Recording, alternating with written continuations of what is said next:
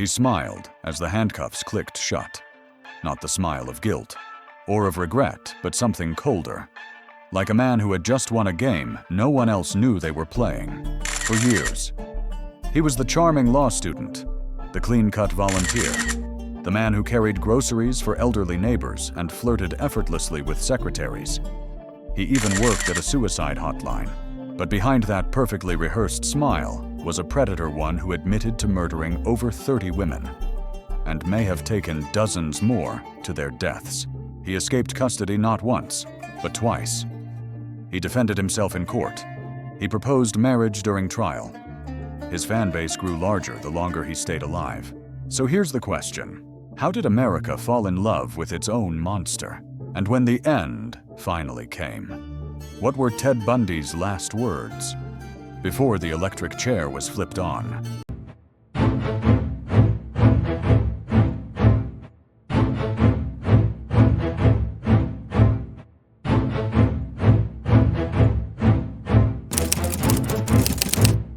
Before the headlines, before the courtroom sketches, before the world knew his name, Ted Bundy was just a boy with questions no one dared answer. Born on November 24, 1946, at the Elizabeth Lund Home for Unwed Mothers in Vermont, he entered the world under a cloud of secrecy. His birth certificate named his father as unknown. Some sources suggest his mother claimed a traveling Air Force veteran named Lloyd Marshall. Others hint at darker possibilities, including his own grandfather, for the first few years of his life. Ted was raised to believe that his grandparents were his parents, and that his mother, Eleanor Louise Cowell, was his older sister. It was a lie, a fragile fiction designed to shield the family from shame. But when the truth surfaced, something in Ted began to fracture. A young boy's sense of identity shaken before it ever had the chance to form. As a child in Philadelphia and later in Tacoma, Washington, Ted was intelligent, introverted, and socially awkward. Teachers noted his potential. Classmates described him as quiet, almost invisible. But underneath the surface, something was brewing. He enjoyed tales of murder and detective stories, not for the justice, but for the thrill of deception. By high school, Bundy was stealing not out of desperation, but out of habit. He would later admit he felt no remorse. He simply wanted things, and took them. He enrolled in the University of Washington, studying psychology.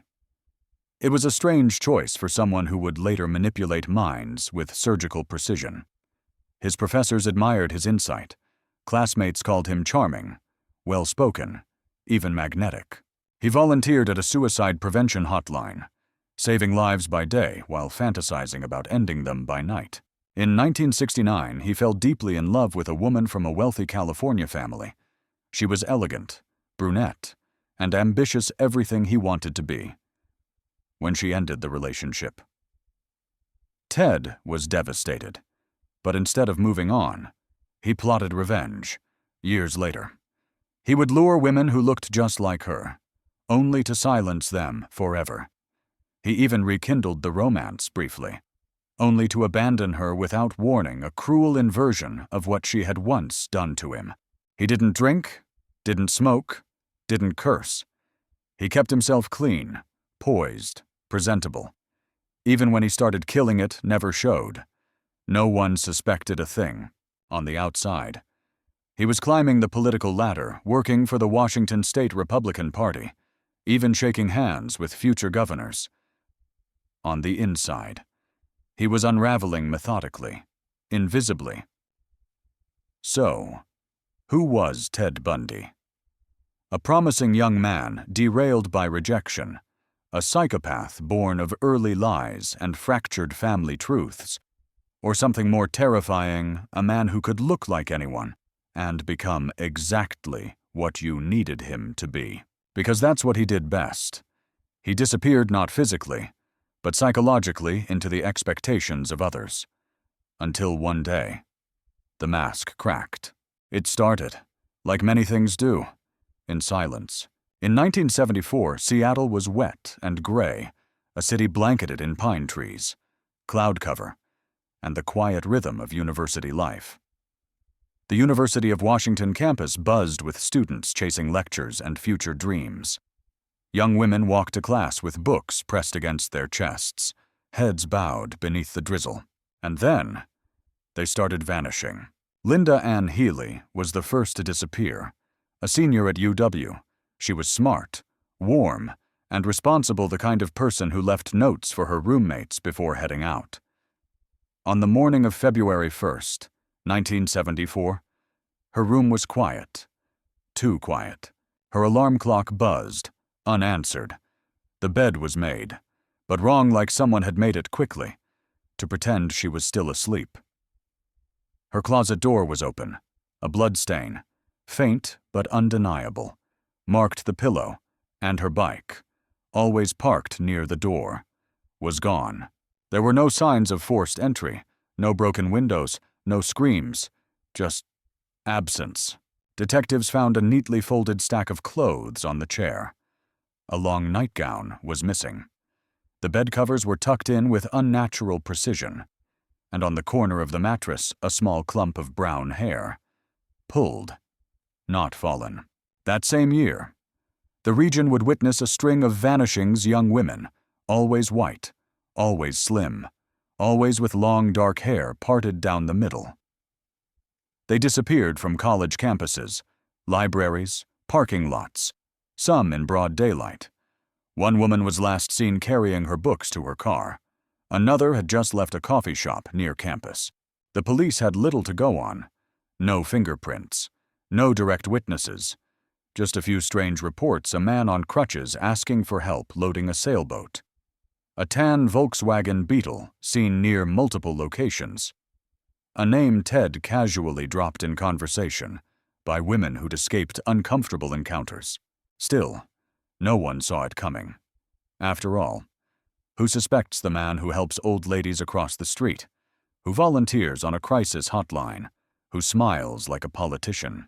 But beneath the rain-soaked streets of Seattle, a predator was already hunting, and for every woman who vanished, there was one constant thread. She trusted him just long enough. It began with a knock. Ted Bundy didn't hunt at night, in alleyways or in back streets. He hunted in libraries, college campuses, and grocery store parking lots. In plain sight.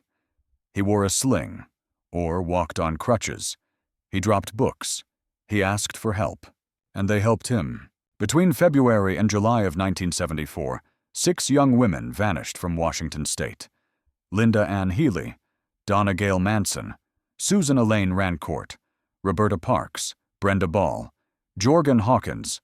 Different campuses, same patterns, same type.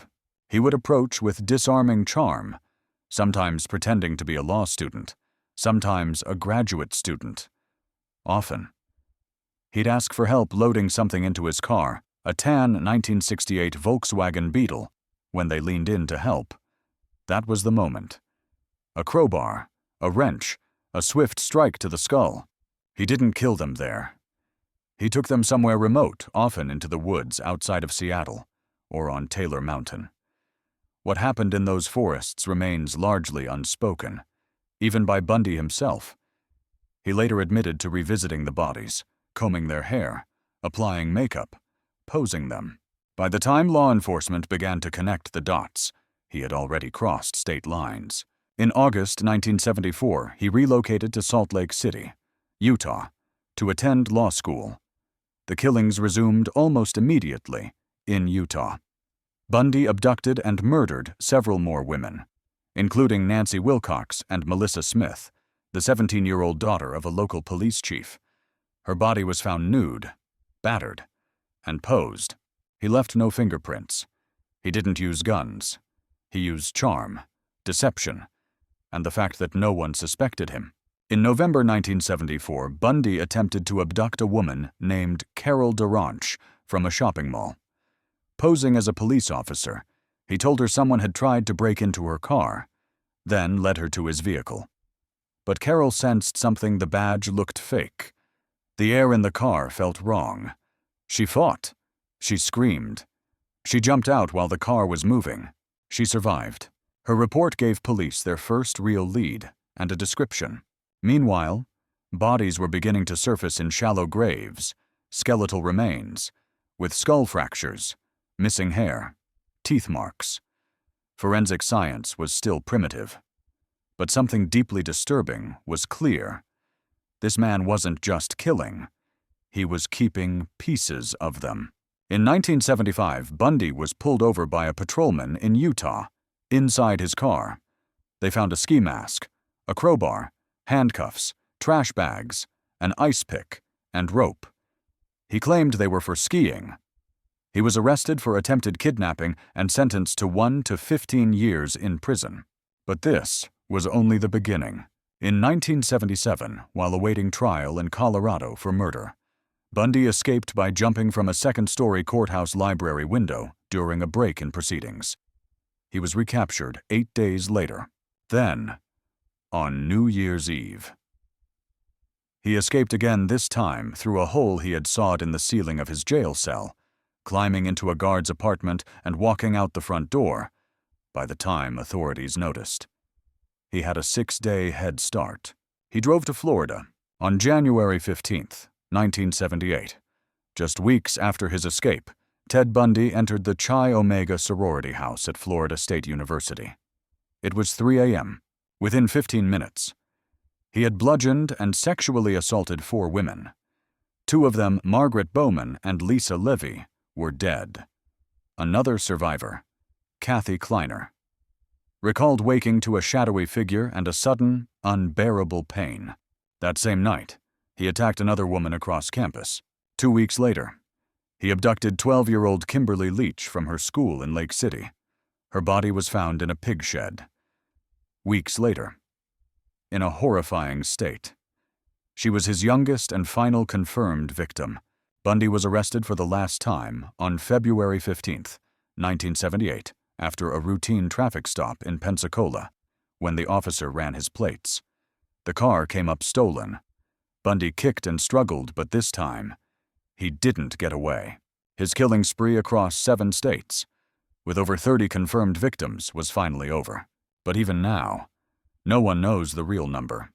Some say 36. Others believe it could be over 100. Bundy never told the full truth, not even at the end. The pieces didn't fit, not at first. Bodies appeared in Washington, then Utah, then Colorado. Investigators didn't know they were chasing the same man. There was no DNA testing, no national crime database. Different jurisdictions meant different rules, different files, different blind spots. And Ted Bundy knew it. He exploited the gaps. He crossed state lines not just to escape, but to confuse, to reset, to start again. But what he underestimated was persistence, pattern recognition, and instinct. After his 1975 arrest in Utah for the attempted kidnapping of Carol DeRonch, law enforcement began combing through Bundy's life.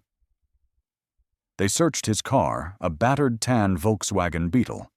Inside, they found a treasure chest of horror in plain sight: a ski mask, gloves, a crowbar, handcuffs, nylon stockings cut into hoods, a flashlight with the bulb removed, trash bags, and rope. He said it was for skiing. The officers weren't convinced. Then came the matches. Carol DeRonch identified him in a lineup.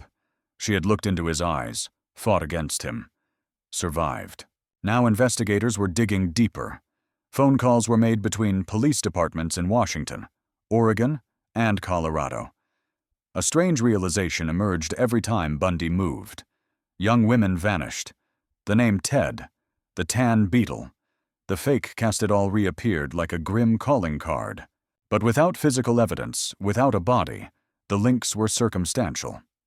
Bundy was convicted only of the DeRonch kidnapping and sent to prison, yet while behind bars. The case in Colorado was growing stronger. Corinne Campbell, a nurse who had vanished from a hotel hallway in Aspen, was found weeks later in a snowbank. Her skull had been crushed. Fibers from the hotel room were found on her clothes. Witnesses had seen Bundy at the hotel that night. Prosecutors filed murder charges. Bundy was extradited, but he didn't stay long. On June 7, 1977, while reviewing case files in the law library of the courthouse. Bundy asked to be left alone. He was acting as his own counsel. Guards agreed. They didn't notice the window nearby. Bundy jumped 2 stories and vanished into the woods. For 8 days, he survived in the mountains, stealing food and clothing. Then he was recaptured, exhausted, but smiling. But it wouldn't be his last escape. 6 months later, Bundy sawed a hole in the ceiling of his jail cell using a hacksaw blade smuggled in through a magazine. He dropped over 30 pounds to squeeze through on New Year's Eve. 1977, he climbed through the crawl space into a guard's apartment, changed clothes, and walked right out the front door. This time, he was gone for good. He resurfaced in Florida after the Chi Omega sorority house attacks in Tallahassee. Law enforcement had their first fully accessible crime scene. Unlike previous killings in the woods or remote areas, this one happened inside a university walls. Blood, prints, evidence. Bundy had left chaos behind. Hair samples, fibers, shoe prints, a partial fingerprint on a light fixture, but most critically, a bite mark on Lisa Levy's body, deep, deliberate, unmistakable. Investigators photographed the wound, then they waited. When Bundy was finally arrested again on February 15, 1978, he gave a false name.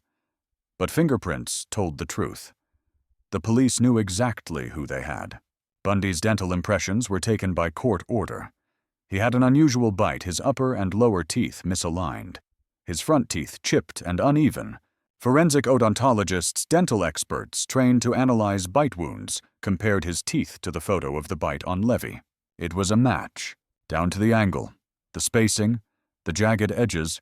It would become one of the first times in American history that bite mark analysis was used to help convict a serial killer. And it wasn't the only evidence. A pantyhose mask was found in his stolen car. It contained fibers from 2 victims. A hotel receipt placed him near Kimberly Leach's disappearance. Her belongings were discovered in a van linked to Bundy. Shoe prints at the scene matched his size and brand. His hair was found on clothing, his fingerprints inside stolen vehicles. He had even signed into a boarding house using his real name. The longer he was free, the sloppier he became. Ted Bundy had mastered the art of vanishing, but he couldn't erase the science, and when the evidence finally caught up with him, it told a story he could no longer charm his way out of. It wasn't just a trial, it was a performance. By the time Ted Bundy stood in front of a Florida courtroom in 1979, he wasn't just a defendant, he was a national obsession. It was the first murder trial in U.S. history to be televised from start to finish. America tuned in every day, not to watch a monster fall, but to watch him speak. Bundy, true to form, insisted on defending himself. He had studied psychology, dabbled in law, and now believed he could outsmart the very system hunting him. He wore a tan suit, took notes, objected, cross-examined witnesses. He spoke with clarity, even charm. Some viewers called him brilliant. Others saw the cracks. Prosecutors painted a far different picture, a cold, calculating killer who had bludgeoned and strangled his victims in a frenzy of control and sexual violence. The evidence was overwhelming: the bite mark, the hair samples, the eyewitnesses, the stolen items. But it wasn't just the facts that haunted the courtroom. It was the spectacle. When the medical examiner described the brutal injuries on Lisa Levy, Bundy sat stone-faced. When survivors recounted waking up to him standing over them with a log, he looked down, as if bored. When a Florida State student tearfully described her roommate's screams, he smiled. Then came the moment no one could explain. Not then. Not now. During the penalty phase of the trial, as the jury deliberated whether to impose the death sentence, Bundy, in full view of the courtroom, turned to a young woman named Carol Ann Boone, one of his few remaining supporters, and said, "Will you marry me?" She said yes, legally, in the state of Florida. A marriage declaration made in court in front of a judge counted as binding.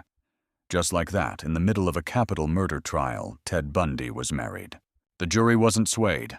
They deliberated for less than 8 hours. The verdict guilty. The sentence death by electric chair. But Bundy wasn't done.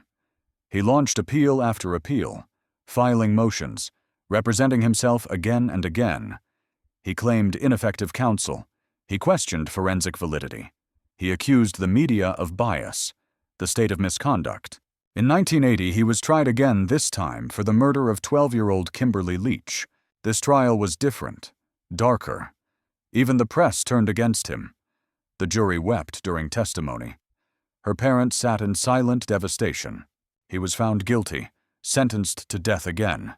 By 1989, Bundy had spent nearly a decade on Florida's death row. His charm had faded. His hair had thinned.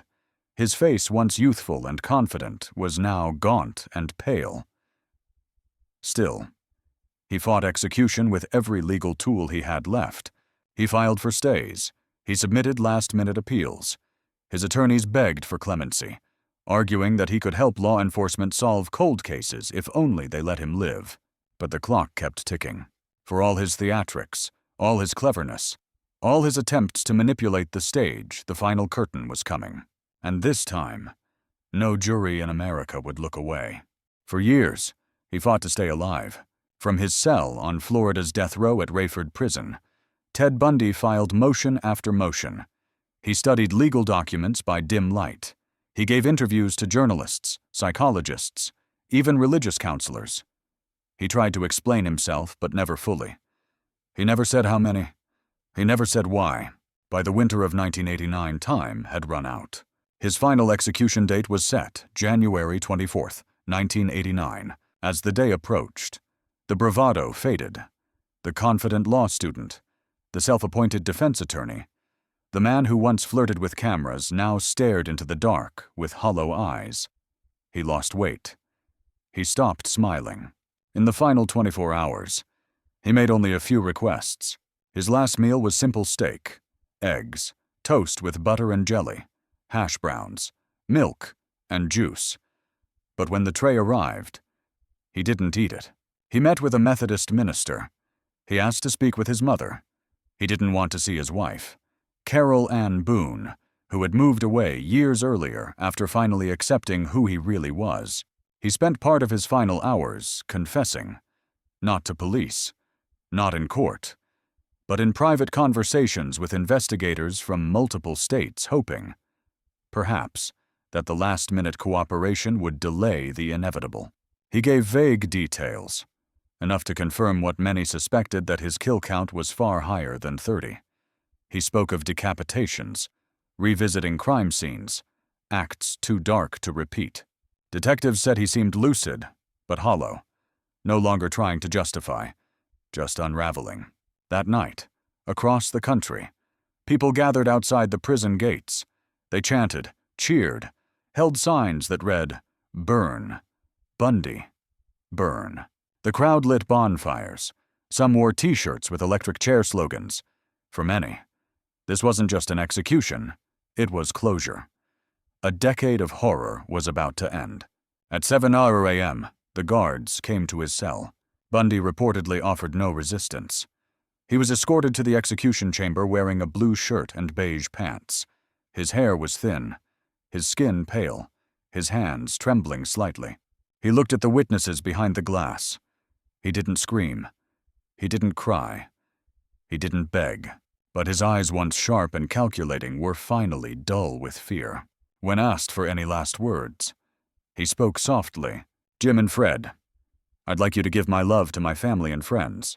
Then silence. January 24, 1989.